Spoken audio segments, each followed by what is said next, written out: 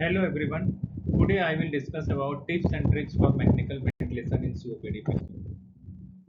So at first I will discuss about the pathophysiology of COPD, and we all know that COPD is characterized by persistent respiratory symptoms because of airway and lung damage, and that is because of the flow limitation. So there will be the baseline changes in the COPD patients, and whenever there will be a trigger like viral infection, bacterial infection, or exposure to the pollutants that lead to the further airway damage, airway edema, and the airway obstruction. So this pathophysiology get aggravated with each exacerbation that is increased tissue damage, more mucociliary dysfunction, and inflammation will increase in airway as well as systemic inflammation. Because of that, there will be the expiratory flow limitation, and air get trapped inside the alveoli that lead to the hyperinflation of the lung, known as dynamic hyperinflation of the lung. And because of that extra volume, there will be pressure generation inside the alveoli, and that pressure is known as autopeep or intrinsic peep. So to make the inspiratory effort, the inspiratory muscles have to work more to generate the negative polar pressure, and because of that, patient has more sense of work of breathing. How will you treat? Give the antibiotics. You can use the bronchodilators or steroid either in the form of nebulization, or you can also think about the systemic steroid therapy. Give the oxygen therapy. If the patient is not improving with that, then you can think about the ventilatory strategy like non-invasive mechanical ventilation or invasive mechanical ventilation, depending on the severity of the condition. With each exacerbation, the outcome of the patient will be affected in terms of increased symptoms, more need of the hospitalizations, quality of life will be affected. There will be increased risks of the future exacerbation. Disease will progress, and all these things ultimately lead to death. So, as I already discussed, with each exacerbation, the flow limitation is worsened, that lead to the increase in expiratory lung volume and the decreased inspiratory capacity. Ventilatory drive will increase, that will be seen in ABC with the decreased PO2, increased PCO2, and pH is low because of the respiratory acidosis. Mechanical disadvantage because of increased intrinsic PEEP, compliance of the lung will be affected. Elastic or threshold loading of the inspiratory muscles will be increased, and there will be the dysfunction of the inspiratory muscles. Gaseous exchange will also affected because of the increased dead space ventilation. Dyspnea because of the neuromechanical uncoupling.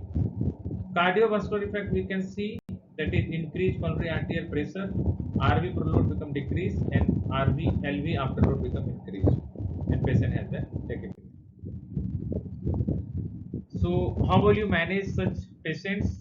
Let's start with a case discussion. This is 65-year female with a past medical history of COPD, difficult to control, presented to the emergency medicine department with following signs and symptoms. Patient has the severe dyspnea, patient is unable to speak, patient is little drowsy, cooperative, using the accessory muscles, patient has the prolonged expiratory wheezing, patient has tachycardia with EBG showing the pH of 7.25, PCO2 78, PO2 55, that is respiratory acidosis with hypoxemia, and this is the chest factor of this patient. Patient, on the basis of this sign and symptoms and ABG parameters, we can see patient in the impending respiratory failure. We should think about the medical therapy first, on oxygen therapy as well. Now we have three options because patient has the impending respiratory failure. Would we go for the high flow nasal cannula or non-invasive ventilation, or directly to the invasive ventilation? There is no confusion regarding the non-invasive ventilation over the high flow nasal cannula. A lot of study has been done, and they definitely shown that the high this NIV is has certain advantage, or it is more useful compared to the HFNC in a patient of acute exacerbation of COPD. But I want to quote this study. In this study, they have also compared the high flow nasal therapy versus non-invasive ventilation as an initial ventilatory strategy in COPD patient. This is a multi-center non-inferiority randomized trial done in the 80 patients. and those patients having the pH is 7.25 to 7.35 because of the respiratory acidosis. And what they seen that HFNT was statistically non-inferior to the NIV, but 32% of patients receiving the HFNT require the NIV by 6 hours. So on the basis of this study, we can say that those patients who are not able to tolerate or not tolerating the NIV as an initial therapy, in that condition you can think for HFNT because it is well tolerated up to the 6 hours and there is no increase of PCO2 if you have applied the HFNT at least up to the 6 hours. Okay, so such patients can require the invasive mechanical ventilation or non-invasive mechanical ventilation. So what are the goals of the mechanical ventilation? Goals should be to improve the gas exchange, reduce the dynamic hyperinflation of the lung, rest of the respiratory, give the rest to the respiratory muscles, and it will decrease the work of breathing. Try to improve the synchronization between the patient and ventilator, prevent the barotrauma, and minimize the cardiovascular effect. And how will you achieve that? Your strategy should be NIV should be the first choice. If you are going for the invasive mechanical ventilation, then start with the assist control ventilation. Your target always pH, not PCO2. Optimize the respiratory mechanics. Give the optimum sedation, not too much deep sedation, and always plan for the early weaning and extubate the patient and give the NIV support. Yes, in this patient, after 2 hours of the NIV, there is progressive hypercapnic failure, pH is 7.18. And what will you do next? Will you go for the invasive mechanical ventilation? Yes. Even the after the NIV failure, or is there if there contraindication of NIV, then definitely we can think about invasive mechanical ventilation. Patient was intubated, put on the assist control volume mode with a tidal volume of 6 1 per kg. The initial inspiratory and expiratory ratio is 1:4. Respiratory rate was set 16 per minute and PEEP of 6 hours. Now patient developed hypotension. So what is the most common reason of the hypotension after intubating a patient of acute rejection of COPD? And that is the most common, that is the dynamic hyperinflation of the lung. It is because of the that leads to the impaired cardiac dysfunction because of the decreased venous return, decreased LV compliance, and increased RV after load. DHI also causes the VQ mismatch, barotrauma, and increased work of breathing. How will you diagnose? You can diagnose on the basis of slow filling of manual ventilator bag, capnography trace does not reaching the plateau, disconnect the patient from the ventilator and see whether the BP is improving or not. Expiratory flow not reaching the zero in the flow time or volume time scalar. So always look for the scalars of the ventilator in the ventilator display and measure the intrinsic field. So you can see here in this is the flow time scalar, patient in the pressure mode because of the descending flow, and you look here the expiratory flow does not touches the baseline and inspiratory flow started below the baseline. This is the volume time scalar. You can see here this expiratory flow does not touches the baseline, so inspiratory volume is not equal to the expiratory volume. It means there is some trapping of the volume inside the alveoli. This is the flow volume loop. Again you see here this is the expiratory flow, this one is the inspiratory flow. Again you can see here the expiratory flow does not touch the baseline, it terminates here. So again this showing that there is air trapping. In this diagram you can see this blue one showing the tidal volume ventilation in a healthy patients, and you can see this is the FRC at rest in the healthy patient. In a COPD patients, because of this ongoing process or trapping of the air inside the alveoli, the FRC will increase, and this is the FRC of COPD patients shifted from here to here, and this is the tidal volume ventilation in a COPD patient. Whenever there is acute exacerbation of COPD, with each tidal volume respiration, the air get trapped inside the alveoli, and this FRC become increased progressively, and at the cost of the reduced inspiratory capacity. So you can see here there is progressive rise, progressive hyperinflation of the lung, and because of that increased FRC and decreased inspiratory capacity of the lung. How will you quantify? So on the basis of measurement of the volume or the pressure. So on the basis of volume, you can measure the volume at the end inspiration, and on the basis of pressure, you can measure the intrinsic PEEP or PEEP flat. So what is this volume in expression? It is the volume at the end expression to the end expression, and this is the volume that includes the end expiratory volume as well as the tidal volume. We can measure when the patient is completely apneic and disconnect the patient from the ventilator. If this volume is less than 20 ml per kg, then there will be the low risk of the barotrauma or hemodynamic instability, and that study has been done decades ago by the Tuckson et al. But it required a specific equipment and it is very cumbersome. So nowadays we are mainly doing measuring this auto PEEP or intrinsic PEEP. So we all know what is the intrinsic PEEP. This is the positive alveolar pressure at the end expression because of the incomplete lung emptying due to the airflow limitation. So because of that airflow limitation, there is no complete emptying. So because of that, some air get trapped inside that, and that creates the pressure, and that pressure is the intrinsic PEEP or auto PEEP. How will you measure? If the patient in the controlled mechanical ventilation, you do the end expiratory occlusion.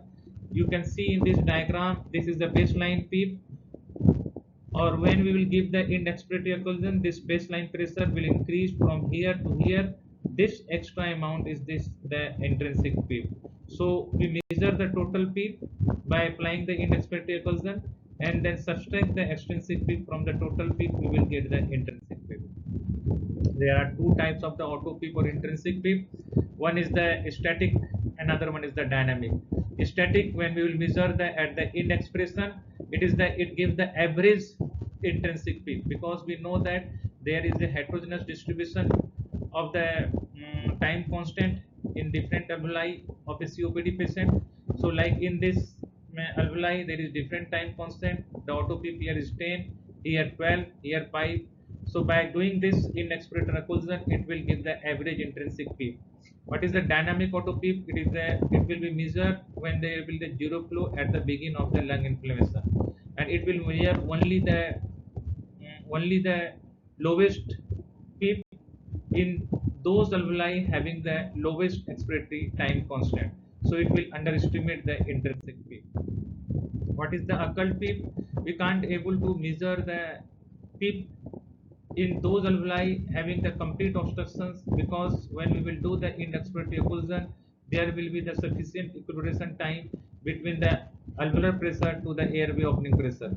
But in this alveoli, even after going for the end expiratory occlusion, this is totally completely obstructed, so we will not able to equalize the pressure of this alveoli to the airway opening pressure, so it will not measure the pressure of this alveoli.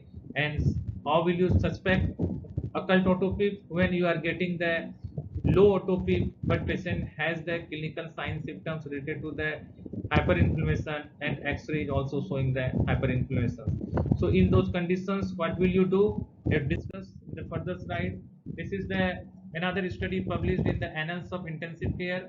They have measured this dynamic hyperinflation of the lung on the basis of these three techniques, and you can see in the last one they have used this formula, that is standard volume into the P plat divided by P plat 2 minus intrinsic P.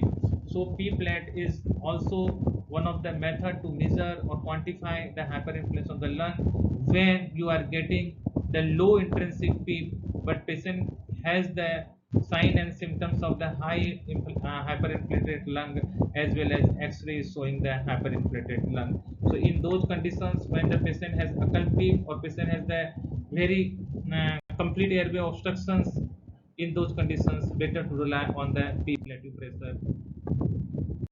So this studies in the favor of P plateau pressure, where you are uh, getting the low intrinsic PEEP if the patient has the significant hyperinflammation. So to conclude up to this, minute ventilation in obstructive airway disease, risk for the pulmonary hyperinflammation. Ventilation should be adjusted based on the degree of dynamic hyperinflammation and auto PEEP, not on the basis of PCO2. Quantification of P plat or PEI or intrinsic PEEP you will do for that, for know that how much dynamic hyperinflation of the lung. Now, what are the determinants of the auto PEEP? This is the minute ventilation. So we have to keep the low tidal volume or low respiratory rate. To decrease the auto PEEP, you have to increase the expiratory time. You will see the expiratory time constant, that is equal to the resistance into the compliance. To keep the resistance low, keep the compliance manage the compliance as well. Inspirative flow, so we have to keep the inspirative flow high so that the remaining time for the expression, and we will achieve the set data value by keeping the high inspirative flow high as early as possible. What will be the initial setting? So you have to keep the patient in the assist control mode. We will start with the target volume of 6 to 8 ml per kg. If the respiratory rate is low, 10 to 15 per minute. I ratio start with 1 is to 2, or you can go up to the 1 is to 4 or 1 is to 5 depending on the severity. You will start with the flow of 60 to 80 liters per minute. Always go with the high flow. Extrinsic peak questionable, debatable, as we will discuss in later slide. FiO2 to target the SpO2 of 88 to 92%. Target pH should be the 7.2 to 7.4 and P flat is less than 30. If you are keeping the patient in the pressure support mode, then keep the flow trigger of minus 2 liters per minute and expiratory trigger sensitivity 50 to 60% because it will give them more time for the expiration. How much PEEP you should apply? Extrinsic PEEP you should apply if the patient has intrinsic PEEP of 10 centimeter of H2O. So whether you want to go for the 0, 7, 10 or you want to use any other method. So you can see in this diagram there is no auto PEEP, but if the patient will develop the auto PEEP of the 10, then this inspirative muscle require or have to work more to generate the full negative polar pressure to create the inspirative effort. Here, if you will apply the external PEEP, then inspirative muscles will work less to generate the negative polar pressure, and because of that, there will be the smooth inspiration. See the waterfall over dam concept in COPD patients. Here you can see in this diagram, this is the upstream segment, this one is the downstream segment. This upstream segment because of the intrinsic PEEP, and when you will not apply any amount of the extrinsic PEEP, then there is sudden fall from the downstream, from the upstream segment to the downstream segment. This diagram, in this diagram, when you will apply the external PEEP of 10 centimeter of water, then there will be smooth in and out of the air from the alveoli. And in this diagram, when you will apply more extrinsic PEEP compared to the intrinsic PEEP, then there will be chances of the barotrauma. How much extrinsic PEEP you will apply? You can see in these studies there is a paradoxical response to the positive in-expirative pressure in patient with the airway obstruction during the controlled ventilation. In this study, you can see the researcher has applied the external PEEP and they have plotted this graph. In the x-axis showing the external PEEP, the y-axis showing the FRC. In some of the patients with the initial application of the extrinsic PEEP, there will be decrease in FRC, but later on the FRC will increase. In some of the patients, in the yellow one, you can see with the application of extrinsic PEEP, only decrease of the FRC. So you can't say how much extrinsic PEEP we will apply because there will be the paradoxical response on the basis of these studies. So better to go for the empirical PEEP trial and go with the PEEP letter strategy to minimize the side effects. So after 48 hours, patients getting improved, sedation was reduced, patient started triggering the ventilator, patient was put on the PSB mode. Now the next question is how will you measure the intrinsic PEEP in a patient who are in the partially supported mode or patient taking the spontaneous breath.